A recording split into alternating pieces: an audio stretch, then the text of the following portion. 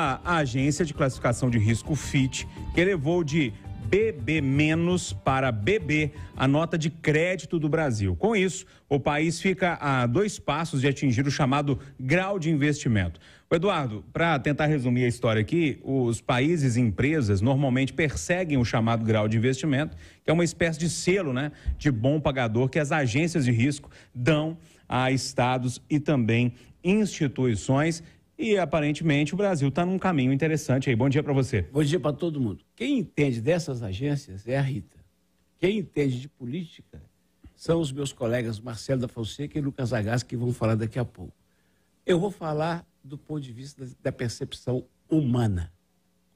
Qual é a percepção humana? É de que esse risco depende muito do ambiente de negócios. Como é que você cria um ambiente de negócios? Lá em 2019, fizemos a reforma da Previdência. Também fizemos a reforma trabalhista, que tem uma parte encarniçada do PT que quer derrubar. Mas o Lula está com o pé no freio. Já mandou, inclusive, o Carlos Lupe calar. Fica quieto. Mais recentemente, o arcabouço fiscal foi preparado e a reforma tributária já aprovada em parte. Isso diz o quê para quem está lá fora? Epa, estão buscando estabilidade econômica. Agora, por que o Bolsonaro não conseguiu isso no governo dele, que, na minha opinião, foi de bom para ótimo no que toca à economia, às pessoas da economia, Guedes e companhia? É porque faltava um outro aspecto, que é o ambiente político favorável do entendimento. Aquele jeito belicista dele, de quebrar o pau todo dia com alguém do Supremo, com o Congresso, aquilo, na minha opinião, de humano, lá fora, pegava mal. Aí vem o Lula, põe a bola no chão, faz o chamado governo de coalizão, que é agradar todo mundo, começa a falar com o Supremo, começa a falar com o Rodrigo Pacheco, com o Lira vira um aliado número 1, o Haddad dá um show no trato da política. O que os caras pensam lá fora? Falam assim, epa, isso aí vai ter rumo. Isso aí não é casa que vai cair amanhã ou depois. E o resultado é esse. O Lula agora acaba de tomar uma decisão, Júnior, que ele vai tirar a Tebet do governo. Pelo menos se ela tiver o mínimo de respeito próprio, ela vai sair. A do IBGE que você está falando? É, ela vai sair. Ela estava dando uma entrevista onde dizendo que o assunto não está sendo discutido e o ministro das Comunicações estava jogando a bola nas costas dela, anunciando a nomeação do Portman. Agora, por que o Lula está fazendo isso? Ele está agradando a ala mais radical do PT. Ele agrada com uma coisinha aqui, outra ali, mas no núcleo duro, que é da economia, ele faz o que manda o bom senso. E o bom senso hoje é Fernando Haddad. Acho que eu já falei com ele. Ô Rita, bom dia para você. Na prática, e eu queria que você explicasse para a gente mesmo assim, o que essas letrinhas BB, BBB, AA, que essa confusão toda aí que é do economês, o que significa para o ouvinte que está ali acompanhando a gente agora no trânsito, em casa, no trabalho, enfim. Bom dia para você. Bom dia, Júnior. Bom dia a todos. Primeiro, eu queria parabenizar o PhD em Economia, Eduardo Costa, que só esqueceu de falar uma coisinha. O Bolsonaro enfrentou uma pandemia. Então, houve um foco muito grande na pandemia durante 2 anos, né? Então, assim, ia acabar em 2020, não acabou, voltou em 21. Então, o governo Bolsonaro enfrentou guerras, né? Foi uma guerra sanitária, mas enfim. E também não teve essa habilidade política que o Lula tem. O Lula é um animal político. Mas essas letrinhas, Júnior, na verdade, para quem está aí nos ouvindo, são degraus. E você vai galgando esses degraus até obter o tão sonhado grau de investimento. Mas o que eu quero chamar a atenção aqui hoje é que o Banco Central, ele está apertado para a semana que vem. O próprio Roberto Campos Neto, ele vive dizendo que a taxa, e eu concordo plenamente com ele, a taxa de juros é consequência. A taxa de juros, gente, é o prêmio de risco do país.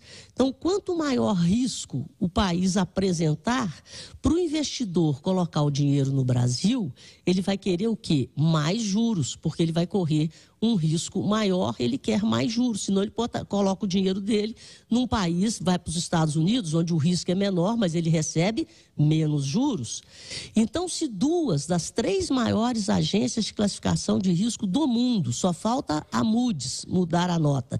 A nota da Moody's é a mesma desde 2016. No dia 14 de junho, nós tivemos a S&P, Standard & Poor's. Ela melhorou a perspectiva da nota com o andamento e a votação do arcabouço fiscal.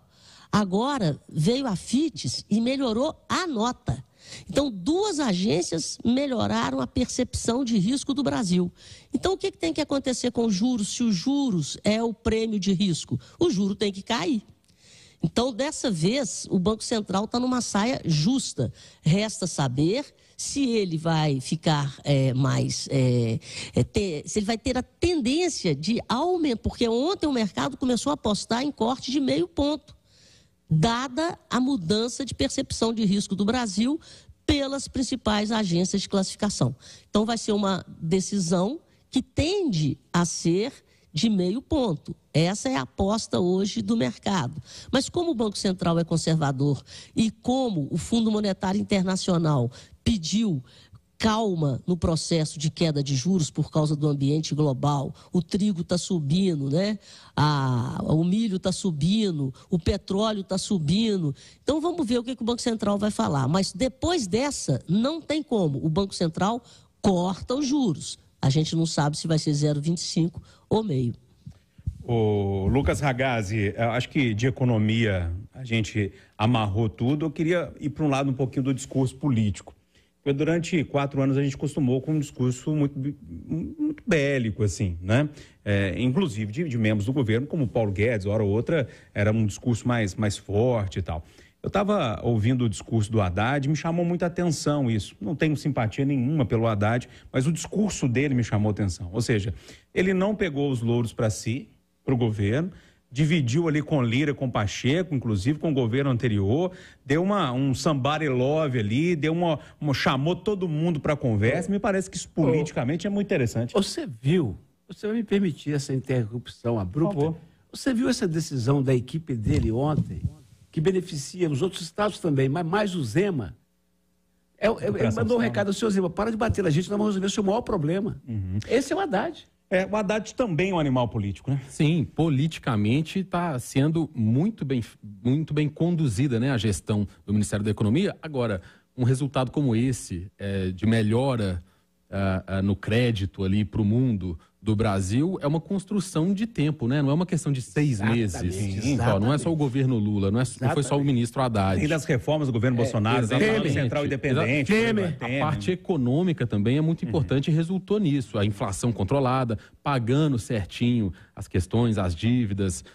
Mas o que me chamou a atenção foi ele reconhecer isso. Sim. Politicamente, é o que o Eduardo falou muito bem. Politicamente, essa gestão é muito bem conduzida. Agora, está colhendo também resultados do que economicamente foi plantado ao longo dos últimos anos também. Não é só um benefício, não é só uma vitória desses 6 meses de governo Lula, não. E aí, Júnior, eu só quero acrescentar que o que o Ragazzi falou foi dito no comunicado da própria agência de risco, que o Brasil tem melhorado ao longo dos anos.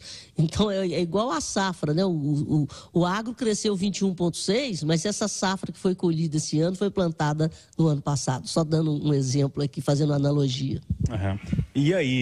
E aí, Marcelo da Fonseca, esse discurso político do Haddad, de verdade, me pareceu interessante, assim, para aglutinar e apaziguar todo mundo, colocar todo mundo na rua, falar, todo mundo ajudou aqui, a gente está agora aqui porque todo mundo colocou um tijolinho nessa história. Isso acaba baixando os ânimos lá em Brasília, né? Bom dia para você. Bom dia, Júnior. Bom dia aos amigos de conversa. Bom dia a todos os ouvintes. Exatamente, Júnior. É interessante como que às vezes quando a briga, né, aquela disputa de política de direita e de esquerda fica um pouco mais de lado, às vezes o resultado vem de forma que pode beneficiar todo o país, né? Quer dizer, o Lula na campanha criticou muito a reforma da Previdência, né, que foi aprovada lá atrás no governo Temer. Agora no governo já parou de fazer essas críticas, né? A reforma da Previdência virou um benefício para o país. Ele ainda critica muito, principalmente a independência do Banco Central, que foi apontada pela agência como um dos indicativos, né, para melhoria dessa nota. Mas o ponto que eu acho mais interessante para a gente, né, para a gente que está, como traz isso para o dia a dia, é pensar o que essa melhoria da nota do Brasil pode trazer de benefício, né? E a gente tem, né, pensando aqui em Minas Gerais, no dia 24 de novembro, está marcada o leilão da concessão da BR-381. Uma melhoria numa nota de grau de investimento, ela influencia diretamente a nossa vida, né? Mas a gente qualquer empresa lá fora vem aqui e faz com que os investidores, né, que estão lá fora assistindo, né, o cenário macroeconômico no Brasil, veja como um possível investimento melhor, mais seguro de ser feito. Então, tomara que isso traga resultados práticos. E eu estou citando a BR-381